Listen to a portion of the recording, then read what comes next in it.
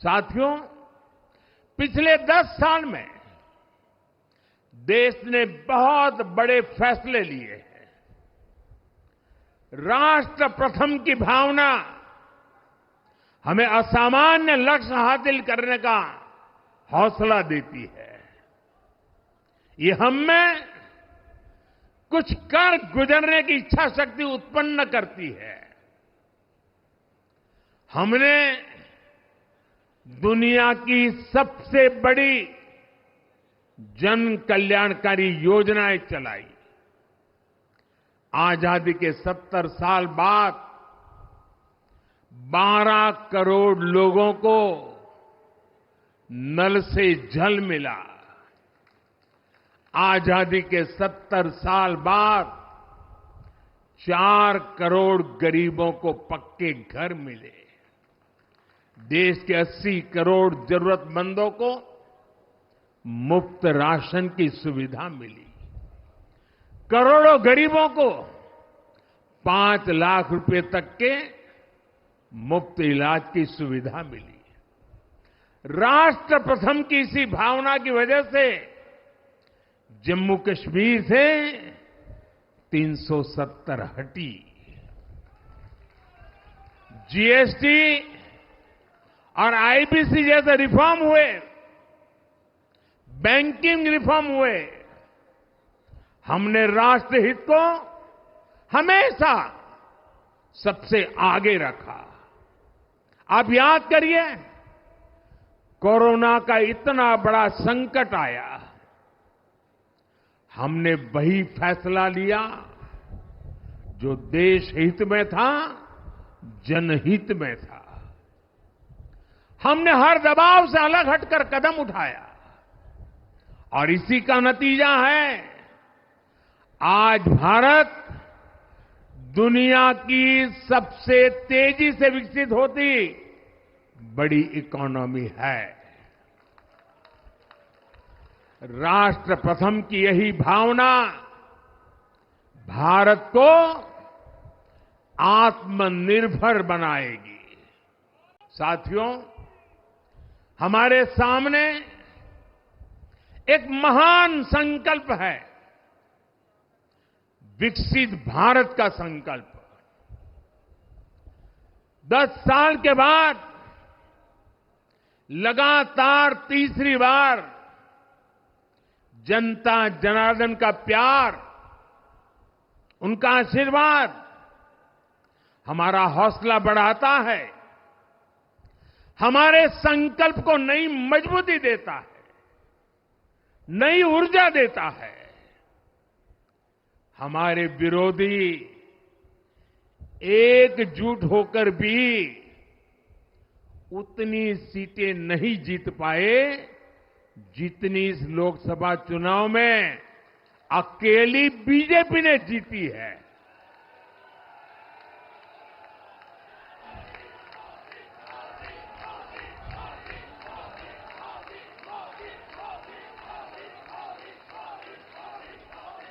मैं देश के कोने कोने में उपस्थित बीजेपी के कार्यकर्ताओं को कहूंगा, देशवासियों को कहूंगा, आपकी मेहनत, इतनी गर्मी में आपका बहाया पसीना, ये मोदी को निरंतर काम करने की प्रेरणा देता है।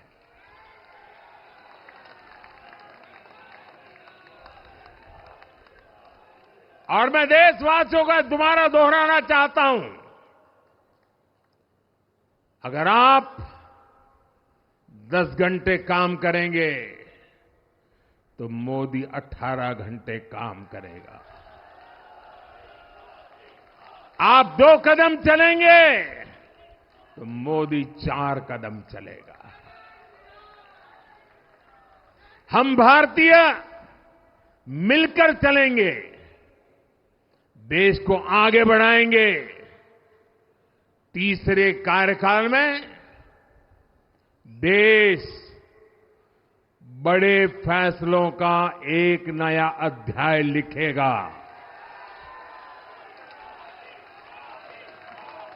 और ये मोदी की गारंटी है।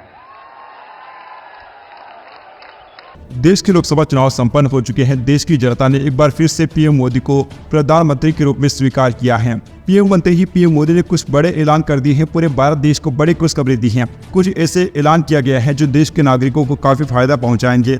आज उसी के बारे में हम जानने वाले हैं।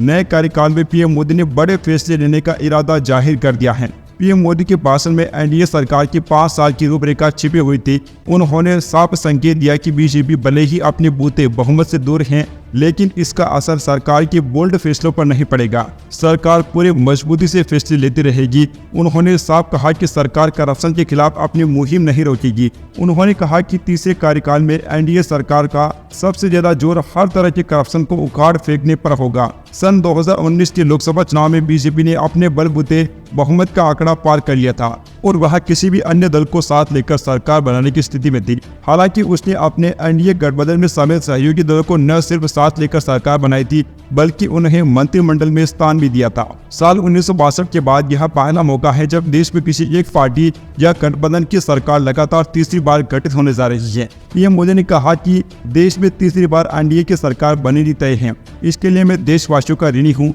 यह विकसित भारत की जीत है। पीएम मोदी ने कहा कि एनडीए के तीसरे कार्यकाल में देश कई बड़े फैसलों का नया अध्याय लिखेगा। केंद्र में एनडीए की सरकार बनने जा रही है, जिसमें चंद्रबाबू नायडू, तेलुगु देशम पार्टी और नीतीश कुमार की जनता दल यूनाइटेड भी शामिल हैं। बीजेपी अपने बलबूते बहुमत हासिल नहीं कर पाई है।